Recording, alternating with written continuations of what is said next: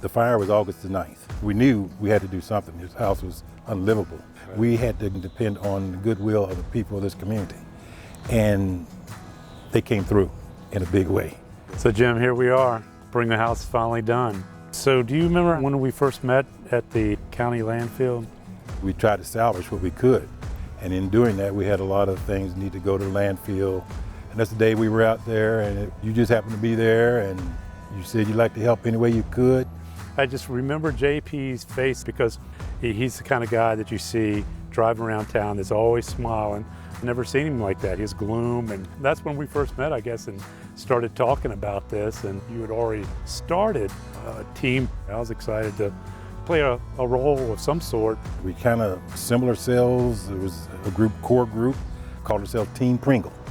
After we got together, but our whole idea was to coordinate the effort to restore our home. When we started looking at the cost, we threw out some numbers. It went from 150 to 250, and even 150 seemed like a big number because we had zero. And it was always just a hope of how could we get people involved. And so I guess that's where ours started. We just had to put a number on a piece of paper and say, this is what we need to get. People were coming forward. They've donated services, things such as HVAC, the flooring, the roofing was done completely from labor and material. That reduced our cost to $120 and probably going to be even less than that when we finally tally up. You know, what it would have cost had all the people done it at market value. I don't know if it's $100,000 worth of labor and value of, you know, that people gave. It's a big number.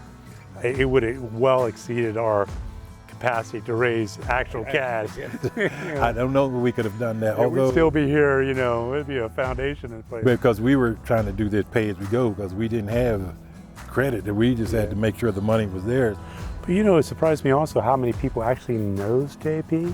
He's been around for a while, but he's been very visible in the community.